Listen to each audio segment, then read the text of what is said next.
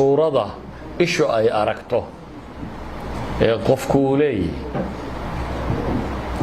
khuluq haddaynu nidhaahnana waxay yidhaahdaan waa dhaqanka iyo sajiyada dabeecada qofka bini aadamka uu leeyay ee basiiradu qalbigu arko.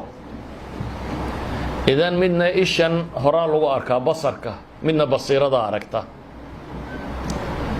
si kale haddaynu nidhaahno waxa weeyaan qofka muuqaalkiisa sare muuqda iyo muuqaalkiisa dhabta ah. muuqaalka sare waxaa ka muhiimsan muuqaalka hoose. walidaalika baa ilaahay qur-aanka wuxuu ku leeyahay yaa bani aadama qad anzalnaa calaykum libaasan yuwaari sawaatikum wariisha wa libaasu taqwa dalika khayr. ilaahay wuxuu leeyahy subxaana wa tacaala reer nebi aadamow waxaanu idiin soo dejinnay libaasan yuwaari sawaatikum wariisha, hu astura cawradiinna iskuna qurxisaan. hugan sare aynu xidhanno sababaha loo qaato waxaa ka mid ah inaad kow cawradaada asturatid, laba waxaa ka mid ah inaad muuqaalkaaga ku qurxisid oo riish kuu noqdo. laakiin ilaahay wuxuu leeyahy walibaasu taqwa dalika khayr. huga alla ka cabsiga waa huga cawrada qarsoone hoose astura ee dhaqanka ah ee akhlaaqda ah. kaasaa khayra baa ilahay leeyahy, kaasaa kan ka fiican. sidaad u eg tahay sidaa tahaa ka qurux badan. haddii dhaqanku uu liito quruxdaada iyo muuqaalkaaga sare waxba samayn maayaan. walidaalika culammadu waxay yidhaahdaan iimaanku bay yidhaahdaan, waxay ku tilmaamaan iimaanku waa geed qalbiga ka baxa. cilmigu bay yidhaahdaan waa geedka usuushiisii iyo curuuqdiisii, yacni waa geedka salkiisii iyo xididadiisii uu ku taagnaa. cibaadadu bay yidhaahdaan waa geedka laamaheedii.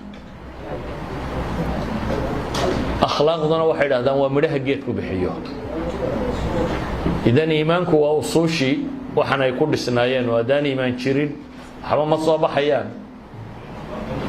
cibaadadu bay leeyihin waa laamihii uu geedku tilmaamaya bixinayay. akhlaaqdu waxay ku tilmaamaan inay tahay amaradii laga goosanayay, waa midhihii. si awgeed buu nabigu calayhi salaatu wasalaam waxa uu ku tilmaamayaa waxa loo soo bixiyeyba inay tahay inamaa bucistu liutamima makaarima alakhlaaq aw saalix alakhlaaq. waxaa la ii soo diray buu nabigu leeyahy calayhi salaatu wasalaam inaan dhammaystiro akhlaaqda teeda fiican, teeda suuban, teeda qurxoon. marka wuxuu nebigu ka dhigay risaaladiisa ciladeeduba inay tahay inuu dhaqanka hagaajiyo. waa midhaha adduunka lagu goosto.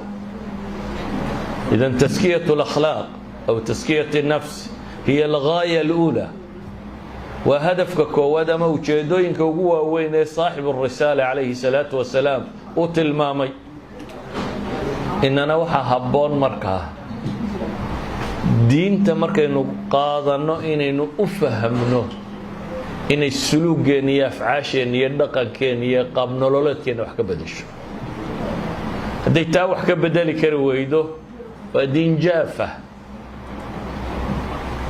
walidaalik ayaa ilaahay subxaanahu wa tacaala saddexda shay uu tilmaamay nebigu inuu qabanayo waxaa ka mid ah laqad mana allahu cala almu'miniin ama huwa aladii bacatha fi lummiyiina rasuula minhum yatluu calayhim aayaatih wayuzakiihim wayucallimuhum alkitaaba walxikma. ilahay wuxuu leeyahay ilahay kitaabkiisa ku dul akhrinaya xujo ku ooga weeyaan.